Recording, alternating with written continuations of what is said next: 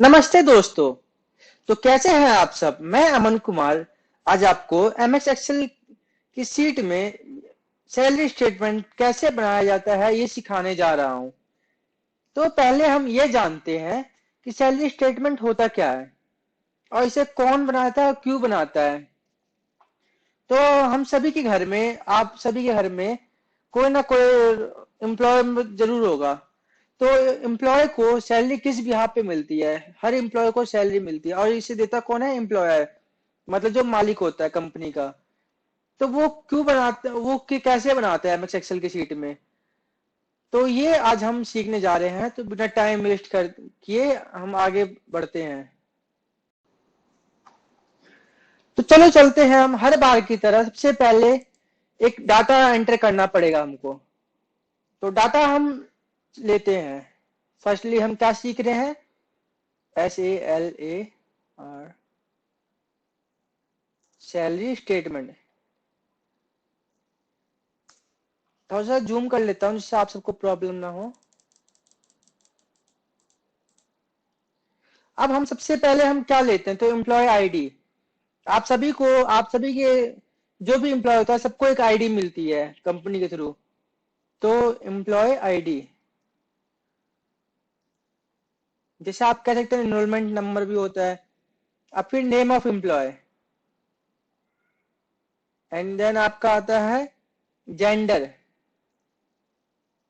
वो कौन है, मेल है या फीमेल है। एंड देन आपका आता है पोस्ट, वो किस पोस्ट पे है। और भी बहुत सारी चीजें आती है जैसे ब्लड ग्रुप या और पर्सनल डिटेल। पर अभी हम सीखने के लिए बस इतना ही कर रहे हैं। और एक सैलरी कितनी मिलती है।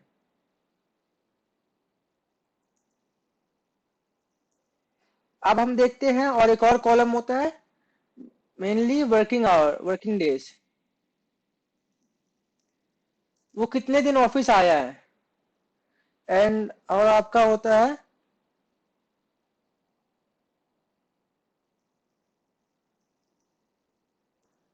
टोटल पे। तो सबसे पहले हम 5 या 6 एम्प्लॉय के नाम ले लेते हैं। डाटा 1,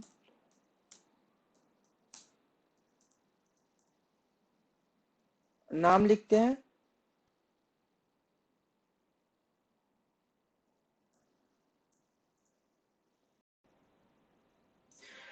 हेलो दोस्तों। तो मैंने वीडियो को थोड़ी सी आगे बढ़ा दिया है कि आपका टाइम वेस्ट ना हो। मैं आपको डायरेक्ट फॉर्मूला बताने जा रहा हूं। तो आप उससे पहले आपके पास जेंडर में टाइप करने के लिए मेल है या फीमेल, आपके पास बहुत सारे रास्ते हैं। जैसा एक तो ये है, या तो आप मेल लिख लीजिए, इसमें इसमें फीमेल लिख लीजिए। पर इसमें आप अगर किसी और को काम देते हैं तो आप चाहते हैं इसमें और कुछ ना लिख सके, बस या मेल या फीमेल का बस ऑप्शन आए, तो आप इसमें एक चीज कर सकते हैं। वो मैं आपको बताने जा रहा हूँ। आप फर्स्ट पहले डाटा में जाएं। डाटा में जाने के बाद आपको यहाँ, आप अब ऊपर देख सकते हैं, मैग्नीफायर मैंने ऑन कर दिया है। तो आपको यहाँ दिख रहा होगा डाटा वैलिडेशन। ये रहा इसका लोगो, ये डाटा वैलिडेशन। इसे आप करेंगे तो इसमें डाटा वैलिडेशन लिखा हुआ आएगा। इसे आप सिलेक्ट कीजिए। आपको जो एरिया लेना है पहले वो आप एरिया ले लीजिएगा। जैसे मुझको इस एरिया में बस मेल और फीमेल चाहिए। तो अब हम गए डाटा वैलिडेशन में। डाटा वैलिडेशन, अब इसमें देखिए आपको ऑप्शन मिल जाएंगे। आपके पास ये विंडो आ गई। अब आप ये देखिए, इसमें आपको ऑप्शन मिलेगा, ये लिखा हुआ वैलिडेशन क्राइटेरिया। फिर अलाउ में आप कर दीजिए, आपको लिस्ट में लेना है। फिर यहाँ पे लिख लीजिए क्या क्या लेना है। मेल होना चाहिए, फीमेल होना चाहिए और अदर्स होने चाहिए। इनके लिए भी कॉलम बना लेते हैं। तो अब हम देखिए, अब यहाँ पे अगर आप लिखना चाहें मेल, तो लिख टाइप कर सकते हैं फी मेल, ये भी टाइप से कर सकते हैं। पर अगर आप कुछ और लिखना चाहें तो ये टाइप नहीं होगा, क्योंकि आपने रिस्ट्रिक्शन लगा रखी है कि बस इसमें आपका 3 डाटा एंटर हो सके। तो इसे कैंसिल कर देते हैं, या तो आप यहाँ से भी कर सकते हैं। इसे आप क्लिक कीजिएगा तो आपका यहाँ आ जाएगा मेल है या फीमेल। तो ये मेल है, जैसे ये कैटरीना, ये फीमेल है। तो वैसे ही आप कर सकते हैं। जैसे ये मेल, फिर ये भी मेल है, ये भी मेल, दैट्स वन। तो हम देखिए, मैंने एम्प्लॉयज का ये डाटा ले रखा है। जैसे उसकी एक दिन की सैलरी इतनी है। जैसे आमिर एक एम्प्लॉय है हमारी कंपनी में, जो सीईओ की पोस्ट पे है, और उसकी एक दिन की सैलरी इतनी है, तो और वो महीने में बस 25 दिन आया है। तो कैसे कैलकुलेट करेंगे उसका टोटल सैलरी? तो आप इक्वल्स टू, आपको फॉर्मूला बता रखा है, फिर सम इक्वल्स टू डायरेक्ट करते हैं हम, इक्वल्स टू ये सेल सिलेक्ट कर लीजिए उसका सैलरी, एंड देन आप मल्टीप्लाई कर दीजिए कितने दिन आया, तो 25 दिन आया। एंटर प्रेस करिएगा तो आपका आ जाएगा। और आपको मैंने बता रखा नॉर्मल तरीका भी, एक डायरेक्ट और सिंपल शॉर्टकट। आप इस पर डबल क्लिक कीजिए करेंगे तो आपका पूरा कॉलम का ही आ जाएगा कैलकुलेट करके। तो चलते हैं दोस्तों, देखते हैं अब पीएफ कैसे निकलता है। तो पीएफ के लिए भी आप सिंपल सा फॉर्मूला, इक्वल टू लगाइए। आपको देना किस पे है? इस पे देना है, टोटल अमाउंट पे। अब मल्टीप्लाई कर दीजिए, कितने परसेंट पे निकालना है आपको? 12%। 12, एंड आप परसेंट कर सकते हैं, नहीं तो आप 100 डिवाइडेड बाय 100 भी कर सकते हैं। एंटर प्रेस करेंगे आपका आ जाएगा। इसको भी जल्दी जल्दी कर लेते हैं। एंड आप देखते हैं एचआरए, तो एचआरए का भी ऐसी सिंपल सा रूल है, इक्वल टू डाला, एंड देन ये सैलरी सिलेक्ट किया, मल्टीप्लाई 33%।